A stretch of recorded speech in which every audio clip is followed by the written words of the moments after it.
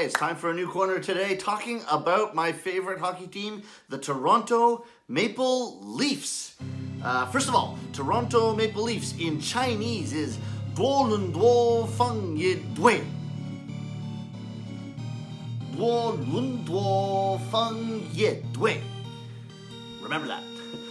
Toronto Maple Leafs in Japanese is Toronto Maple Leafs. Japanese is very convenient in some respects. So first of all, to my friends who are not Canadian or who are not living in Canada or not living in the United States, some of you may be asking exactly what the Toronto Maple Leafs are, so I would like to explain a little bit about my favorite hockey team, the Toronto Maple Leafs. Toronto Maple Leafs って何ですか? 什么是多伦多枫叶队? Toronto Maple Leafs is the hockey team in Toronto. It's much more than that. It's a passion. It's a religion. It's everything. It's the air we breathe as Torontonians, the Toronto Maple Leafs. Canadians love hockey. So just by way of introduction, today I would like to give 10 important facts about hockey and the Toronto Maple Leafs. Are you ready? Here we go. Number one. Hockey is a very, very, very, very, very, very, very, very, very important sport to Canada. Canada is hockey crazy. To give you an idea of how important hockey is to Canada, consider that the NHL, the National Hockey League, even though they call it national, it's actually international because there's two nations taking part of it. The National Hockey League is comprised of two countries, Canada and the United States. The United States, population-wise, is 10 times as big as Canada. Also, Canada has 7 teams out of 31, which means the United States has 24, so more than 3 times the number of teams in the United States and Canada. But, almost half of the players in the NHL are Canadian. When you put together all the other countries put together, almost half of them are Canadian, and there are almost twice as many Canadian players as there are American players in the NHL. So that's how huge, how massive hockey is for Canadians. Number two. The Toronto Maple Leafs were one of the original 6 hockey teams in the NHL when it was first forming. And this is when it became a league in 1942. And the other teams were the Montreal Canadiens, Chicago Blackhawks, New York Rangers, the Detroit Red Wings, and which one am I missing? Dun, da, da, da, da, da, da. Yes, our big rivals, the Boston Bruins, one of the top original 6. So even these days, when two of the original 6 teams are playing each other, like Toronto and Montreal, for example, it's always referred to as, the big original 6 rivalry. These teams are still big rivals even today in the NHL when you have 31 teams.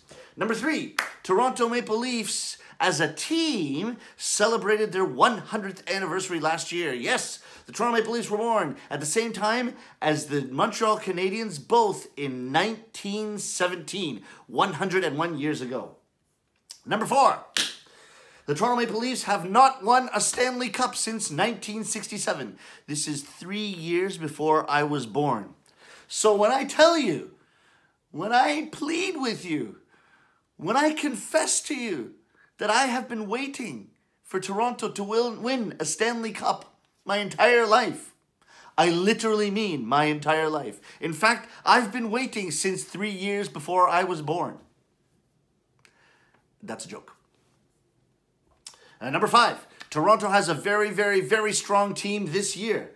And one of the main strengths is the all-important position of center, where we have, we have 3 incredible centers going down, 1, 2, 3, top 3 lines, with Austin Matthews, John Tavares, and Nazem Kadri, who are strengthening up the middle for Toronto. We also have incredible players elsewhere, but I just wanted to point out those 3 guys.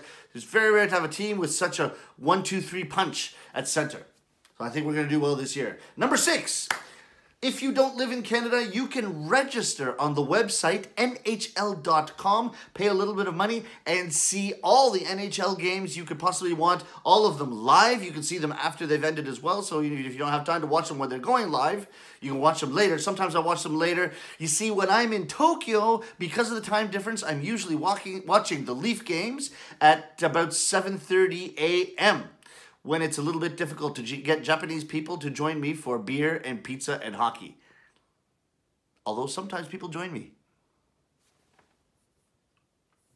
Number 7.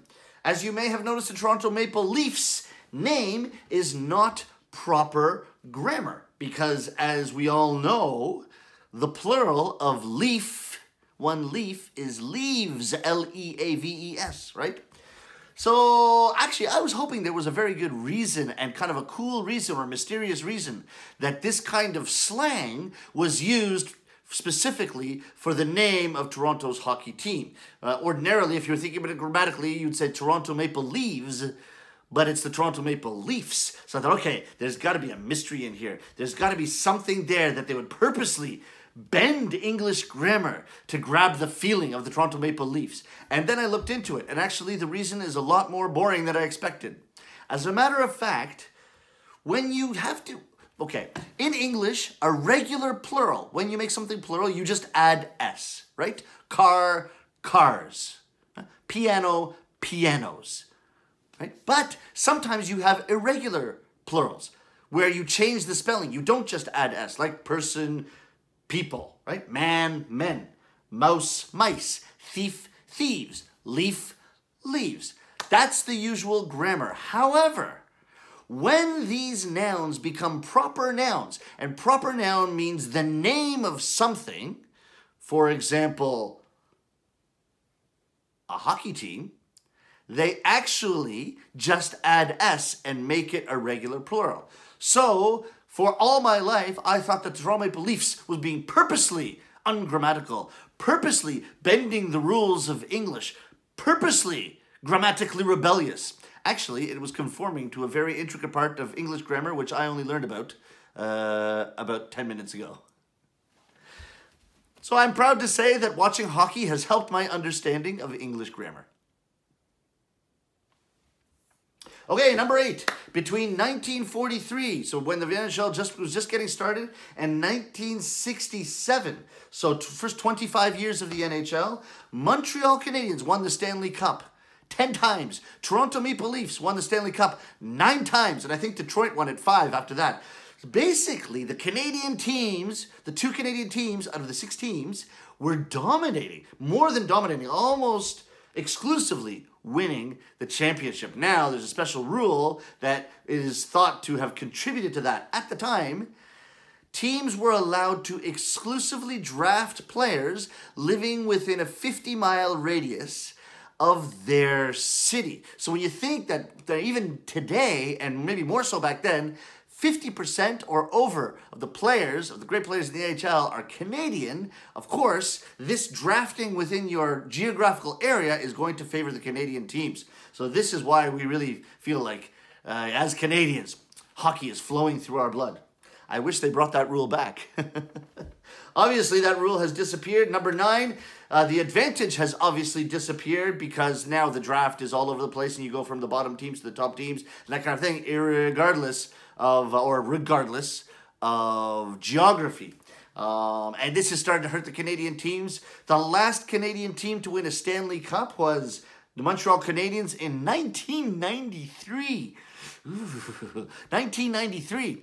As a matter of fact, 2 years ago, not one Canadian team even made it into the Stanley Cup playoffs. So we Canadians think that you go back to the geography thing. I think 50-mile radius would be a great way to be drafting players in this day and age. And number 10, and this is the biggie. Drum roll, please. The Toronto Maple Leafs are finally going to win the Stanley Cup again this year. This is not opinion. It's fact.